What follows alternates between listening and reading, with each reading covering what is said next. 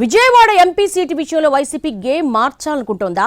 ఇప్పటిదాకా ఒక్కసారి కూడా గెలవని సీట్ను ఈసారి ఎలాగైనా కొట్టాలన్న కసి పార్టీ నాయకులు పెరుగుతోందా? అందుకోసం ఇప్పటి నుంచే స్పెషల్ స్కెచ్ సిద్ధం చేసుకుంటున్నారా? దీనికి సంబంధించి ఆ పార్టీ నాయకుల మధ్య జరుగుతున్న చర్చలేంటి? కొత్త గేమ్ ప్లాన్ ఎలా ఉండబోతోంది?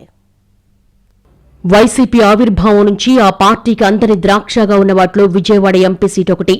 బెజవాడలో పాగా వేసేందుకు ఎన్ని రకాలుగా ట్రయల్స్ చేసినా వర్కౌట్ అవ్వలేదు. దాంతో 2029లో ఎలాగైనా విజయవాడలో పాగా వేయాలని గట్టిగా కొట్టాలని డిసైడ్ అయిందట వైసీపీ అధిష్టానం. అందుకే think different, change the game అన్నట్టు సమాచారం. 2014 నుంచి 2024 వరకు వరుసగా 3 సార్వత్రిక ఎన్నికల్లో వైసీపీ ఎంపీ అభ్యర్థులు ఇక్కడ పరాజయాన్ని చవిచూశారు. ఇక ఇప్పటి వరకు పార్టీకి గోల్డెన్ పీరియడ్ గా చెప్పుకునే 2019 ఎన్నికల్లో సైతం బెజవాడను కైవసం చేసుకోలేకపోయింది వైసీపీ.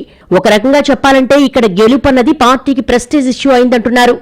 విజయవాడ లోక్సభ నియోజకవర్గ పరిధిలో కమ్మ ఓటర్ల ప్రభావమే ఎక్కువగా ఉంటుంది కాబట్టి వరుసగా 3 ఎన్నికల్లోనూ అదే సామాజిక వర్గానికి చెందిన అభ్యర్థులకు టికెట్స్ ఇచ్చింది ఫ్యాన్ అధిష్టానం. అయితే అదే సమయంలో ప్రత్యర్థులుగా టీడీపీ నుంచి కమ్మ అభ్యర్థులే ఉన్నారు.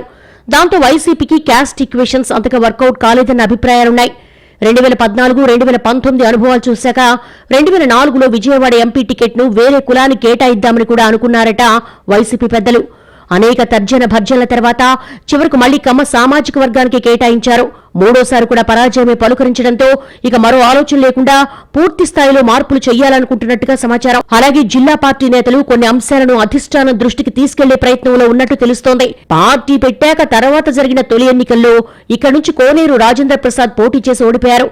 ఇక 2019లో పొట్లూరి వరప్రసాద్ బరిలోకి దిగి స్వల్ప ఓట్ల తేడాతో ఓటమి చవిచూశారు. అప్పుడు ఎన్నికలకు కేవలం నెల రోజుల ముందు మాత్రమే పీవీపీని అభ్యర్థిగా ఖరారు చేయడంతో సరిగా జనంలోకి వెళ్లలేక పార్టీ గాలి వీచినా ఓడిపోవాల్సి వచ్చిందన్న విశ్లేషణలున్నాయి. ఇక 2024 ఎన్నికల్లో బీసీ లేదా ఎస్సీ సామాజిక వర్గానికి ఇవ్వాలన్న ఉద్దేశంతో వైసీపీ అధిష్టానం అనేక పేర్లను పరిశీలించింది. క్యాస్ట్ ఈక్వేషన్స్ అప్పుడే మార్చాలని అనుకున్నా అనూహ్యంగా అప్పటి TDP sitting MP Kesineni Nani YCP కండువా కప్పుకోవడంతో మరోసారి కమ్మ సామాజిక వర్గానికి టికెట్ ఇవ్వక తప్పలేదు. కేశినేని నాని అంతకుముందు టీడీపీ తరపున గెలిచినా వైసీపీ అభ్యర్థిగా బరిలో దిగాక మాత్రం ఓటమి తప్పలేదు.